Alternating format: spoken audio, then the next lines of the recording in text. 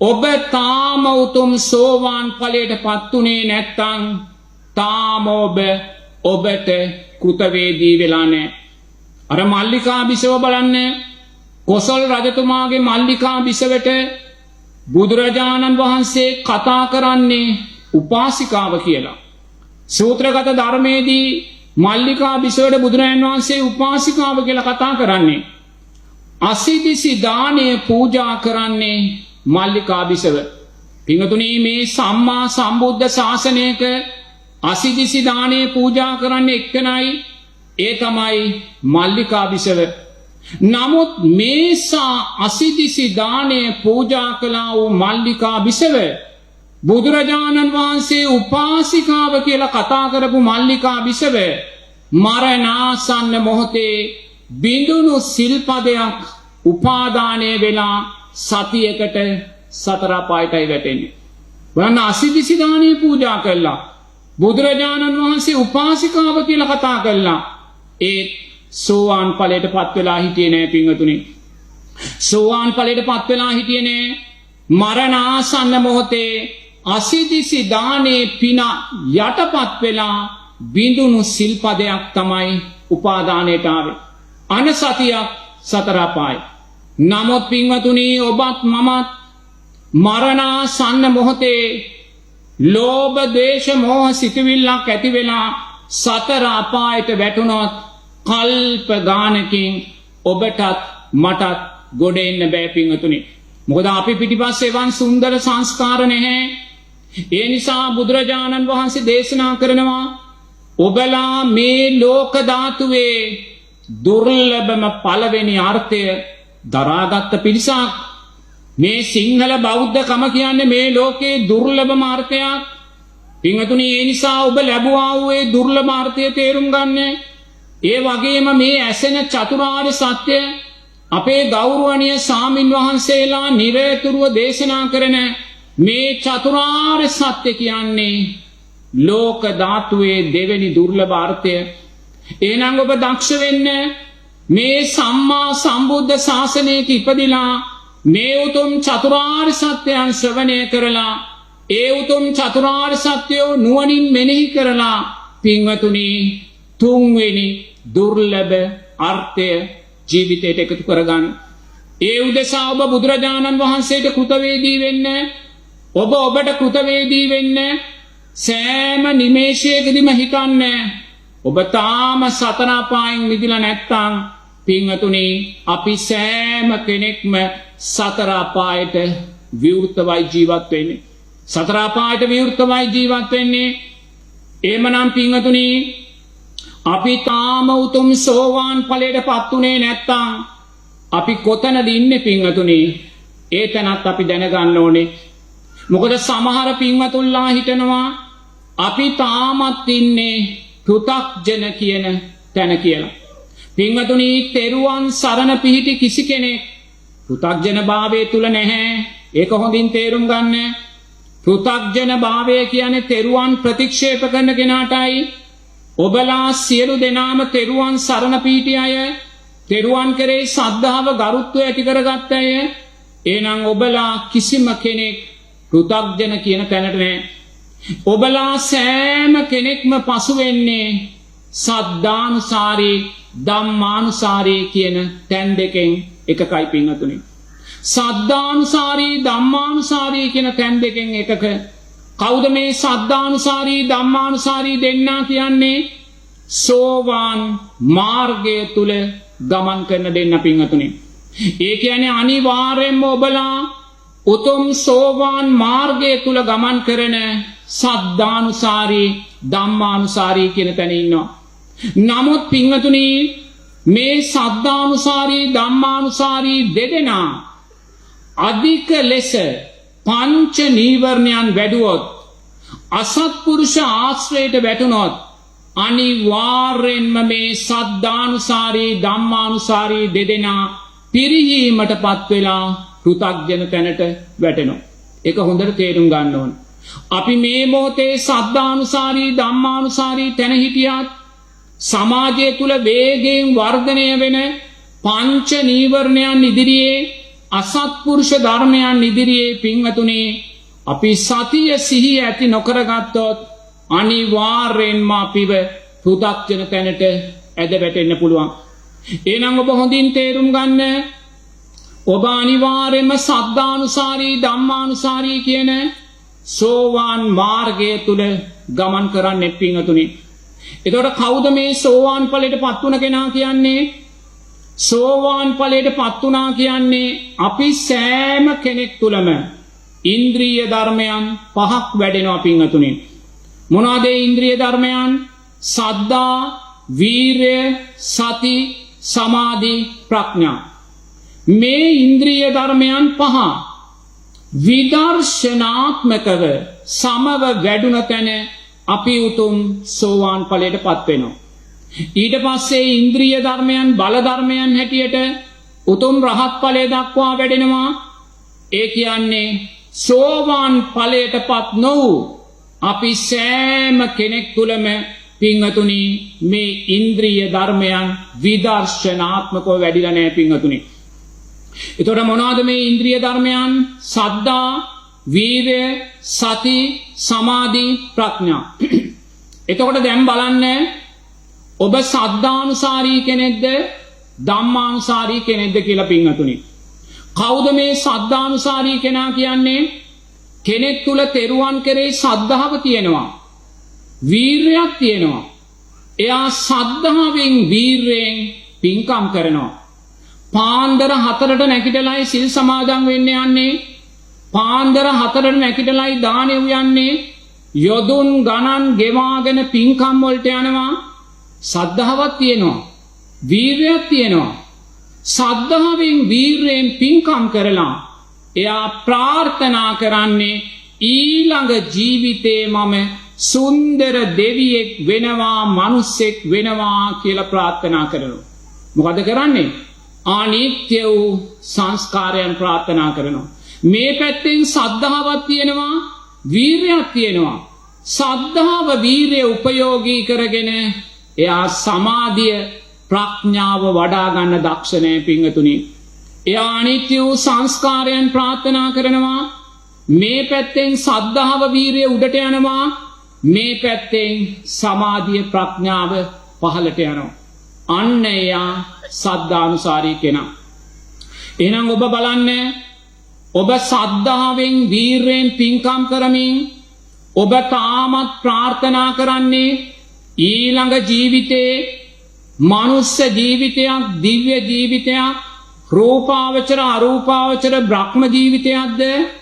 ඔබ අනිවාර්යෙන්ම සද්ධානුසාරී කියන තැන ඉන්නවා පින්වතුනි. එතකොට කවුද මේ ධම්මානුසාරී කෙනා කියන්නේ?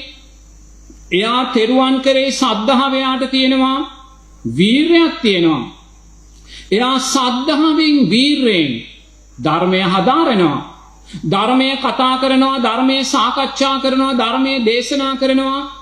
පින්වතුනි යාට සූත්‍රගත ධර්මය කටපාඩමින් කියන්න පුළුවන්, විනය ධර්මයන් කටපාඩමින් කියන්න පුළුවන්, අභිධර්මයන් කටපාඩමින් කියන්න පුළුවන්. වීරයක් තියෙනවා, සද්ධාවක් තියෙනවා. එයා සද්ධාවෙන් වීරයෙන් ධර්මය හදාරලා එයා මොකද්ද ප්‍රාර්ථනා කරන්නේ? ඊළඟ ජීවිතේ මම සුන්දර දෙවියෙක්, සුන්දර මිනිසෙක්, සුන්දර රූපාවචර අරූපාවචර බ්‍රහ්මෙක් වේවා කියලා ප්‍රාර්ථනා. සංස්කාරයන්ගේ අනිත්‍යභාවය දකින්නේ නැහැ පින්වතුනි. මේ පැත්තෙන් සද්ධාව වැඩෙනවා, වීරිය වැඩෙනවා, ධර්ම දැනීම වැඩෙනවා. මේ පැත්තෙන් මෝහයයි වැඩෙන්නේ. සමාධිය ප්‍රඥාව යටට යනවා. මේ පැත්තෙන් සද්ධාව වීරිය උඩට යනවා. අන්න පින්වතුනි ධම්මානුසාරී කෙනා. අන ධම්මානුසාරී කෙනා. එහෙනම් අනිවාර්යයෙන්ම ඔබත් මමත් උතුම් සෝවාන් ඵලයේ සාක්ෂාත් කළේ නැත්නම් මේ සද්ධානුසාරී තැන හෝ ධම්මානුසාරී තැන කියන තැන් දෙකෙන් එක තැනක ස්ථානගත වෙලා තියෙනවා.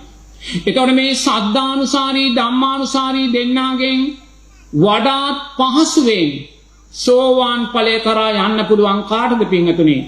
ධම්මානුසාරී කෙනාටයි. මොකද ධම්මානුසාරී කෙනා ධර්මය හොඳින් දන්නවා. එයා සූත්‍රගත විනය ධර්මයන්, අභිධර්මයන් හොඳින් දන්න කෙනෙක්. එයාට මේ ධර්මයේ නුවණින් මෙනෙහි කිරීම පමණයි කළ යුත්තේ. ඒ නිසා සද්ධානුසාරී ධම්මානුසාරී දෙදෙනාගෙන් වඩාත් පහසුවෙන් සෝවාන් ඵලය කරා යන්න පුළුවන් ධම්මානුසාරී කෙනාටයි. එහෙනම් අනිවාර්යයෙන්ම ඔබ එක්ක සද්ධානුසාරී එක්ක ධම්මානුසාරී කියන තැන් දෙකෙන් එක තැනක ස්ථානගත වෙලා තියෙනවා. දැන් ඔබ මොකක්ද කරන්න ඕනේ පින්වතුනි? දැන් ඔබට උතුම් සෝවාන් ඵලයට පත් වෙන්න නම් ඔබ මොකක්ද කරන්න ඕනේ? සද්ධාව වැඩි කරගත්තා කියලා ප්‍රශ්නේ විසඳෙන්නේ නැහැ පින්වතුනි. වීර්යය වැඩි කරගත්තා කියලා ප්‍රශ්නේ විසඳෙන්නේ නැහැ. සද්ධා, වීර්ය, සති මෙන්න බුදුරජාණන් වහන්සේ මැද්දෙන් සතීන්ද්‍රිය තියෙනවා. මොකද මේ සතීන්ද්‍රිය කියන්නේ? මේ සතීන්ද්‍රියේ දුර්වලභාවය නිසායි අපිට තාම මේ දෙපැත්ත සමබර කරගන්න බැරි වුණේ පින්වතුනි. එහෙනම් සද්ධානුසාරී ධම්මානුසාරී දෙදෙනා සද්ධාව වැඩි කරගත්තා කියලා වීර්යය වැඩි කරගත්තා කියලා ප්‍රශ්න විසඳෙන්නේ සතීන්ද්‍රියයි ශක්තිමත් කරන්නේ. කොහොමද සතීන්ද්‍රිය ශක්තිමත් වෙන්නේ? කල්යාණ මිත්‍රාශ්‍රය, සද්ධර්ම ශ්‍රවණය, නුවණින් මෙනෙහි කිරීම. අන සද්ධානුසාරී ධම්මානුසාරී දෙන්න කරන්න ඕනේ වැඩේ. කල්යාණ මිත්‍රාශ්‍රය ලැබමින් සද්ධර්ම ශ්‍රවණය කරමින් ශ්‍රවණය කළා වූ සද්ධර්මය නුවණින් මෙනෙහි කරනවා. එතකොට යා මොකද දකින්නේ? කල්යාණ මිත්‍ර ආශ්‍රයෙන් සද්ධර්ම ශ්‍රවණය කරද්දී අපි දකිනවා අපි සෑම කෙනෙක්ම සාරා සංක කල්ප ලක්ෂ සියක් කෝටි ප්‍රකෝටි ගානක් ඈතක ඉඳන් පටිච්ච සමුප්පන්නව මැරෙමින් ඉපදෙමින් මැරෙමින් ඉපදෙමින් ආවා වූ ගමනක් අපි ඇවිල්ලා තියෙනවා. ඒ ආවා වූ දීර්ඝ භව ගමනේදී පින්වතුනි ඔබත් මමත් මේ ලෝක ධාතුවේ විඳින්න තියෙන සෑම සැපයක්ම විඳලා තියෙනවා. ඔබත් මමත් සක්විති රජ වෙලා ඉඳලා තියෙනවා. ස්ත්‍රී රත්නය වෙලා ඉඳලා තියෙනවා. සක්‍ර දෙවියන් වෙලා ඉඳලා තියෙනවා. සුජම්පතිය වෙලා ඉඳලා තියෙනවා. මහා ධනවතුන් සිටුවතුන් ධන කුවේරයන් වෙලා ඔබත් මමත් හිටියා. රූපාවචර අරූපාවචර බ්‍රහ්මතලවල කල්ප ගණන් ඔබත් මමත් හිටියා. නමුත් මේ සෑම සංස්කාරයක්ම වෙනස් වෙලා ගියා පින්වතුනි. මේ සෑම සංස්කාරයක්ම වෙනස් වෙලා ගියා. අන්‍යයා ධර්මයේ නුවණින් මෙනෙහි කරද්දී දකිනවා මේ සෑම සංස්කාරයක්ම අනිත්‍ය වෙලා යනවා.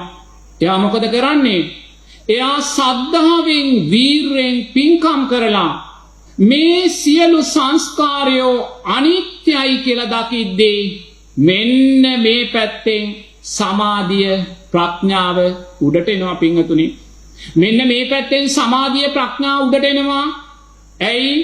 එයා සද්ධාවෙන් වීර්යෙන් පින්කම් කරලා අනිත්‍ය වූ සංස්කාරයන් බලාපොරොත්තු වෙන්නේ නැහැ. නැවත දිව්‍ය ජීවිතයක් කෙරෙහි උපාදානයක් ඇති වුණත් ඒ මොහොතේ මේ දිව්‍ය ජීවිතයේ අනිත්‍යභාවය දකිනවා. නැවත මනුස්ස ජීවිතයක් කෙරෙහි උපාදානය ඇති වුණත් ඒ මොහොතේම මනුස්ස ජීවිතයේ අනිත්‍යභාවය දකිනවා. මේ පැත්තෙන් සද්ධාව වීර්යයත් පින්වතුනි මෙන්න මේ පැත්තෙන් සමාධිය ප්‍රඥාව ශක්තිමත් වෙනවා. මේ විදිහට යා විදර්ශනාත්මකව නුවණින් දකිද්දී මේ ඉන්ද්‍රිය ධර්මයන් පහ විදර්ශනාත්මකව සම වෙනවා පින්වතුනි. මේ ඉන්ද්‍රිය ධර්මයන් පහ විදර්ශනාත්මකව සම වෙච්ච වෙලාවේ මොකද වෙන්නේ? බල ධර්මයන් හැටියට ඉන්ද්‍රිය ධර්මයන් වැඩෙනවා. මොනවාද බල ධර්මයන් කියන්නේ? එයා සද්ධාව තුල ජීවත් වෙන්නේ සද්ධාවේ අනිත්‍යභාවය දකිමින්. එයා වීර්ය තුල ජීවත් වෙන්නේ වීර්යයේ අනිත්‍යභාවය දකිමින්. එයා සතිය තුල ජීවත් වෙන්නේ සතියේ අනිත්‍යභාවය දකිමින්. එයා සමාධිය ප්‍රඥාව තුල ජීවත් වෙන්නේ මේ ධර්මතාවයන්ගේ අනිත්‍යභාවය දකිමින්. අන බල ධර්මයන් මේ බල ධර්මයන් උතුම් රහත් ඵලය දක්වා එයා තුල වැඩෙනවා. එවනම් පින්වතුනි අපි සෑම කෙනෙක්ම සද්ධානුසාරී ධම්මානුසාරී තැන් දෙකේ ඉන්නවා. අද විතරක් නෙමේ අතීත සම්මා සම්බුද්ධ ශාසන ලක්ෂ ගණනකදී ඔබත් මමත් සද්ධානුසාරී ධම්මානුසාරී තැන් දෙකේ හිටිය පිංගතුනි. නමුත් ආයිමත් අසත්පුරුෂාශ්‍රයන් වැඩි වෙලා පංච නීවරණයන් වැඩි වෙලා අබුද්ධෝත්පාද කාලයන් ඇවිල්ලා සතර අපායන්ට වැටිලා මිත්‍යා දෘෂ්ටික භාවයන්ට වැටිලා අපි ආයිමත් පිංගතුනි පෘථග්ජන කියන තැනට වැටුණා. එනම් මේ පෘථග්ජන භාවයත් සද්ධානුසාරී ධම්මානුසාරී තැන් දෙකත් අතර දෝලනය වෙමින් ආවා වූ දීර්ඝ පටිච්ච සමුප්පන්න ගමනක් ඔබත් මමත් ඇවිල්ලා තියෙනවා. ඒ නිසා ඔබ දක්ෂ වෙන්න මේ ජීවිතේ මේ ලෝක ධාතුවේ පළවෙනි දුර්ලභ අර්ථය ඔබ ලැබුවා සම්මා සම්බුද්ධ ශාසනයක ඉපදුනා. දෙවෙනි දුර්ලභ අර්ථය මේ උතුම් චතුරාර්ය සත්‍ය ඔබට ඇහෙනවා.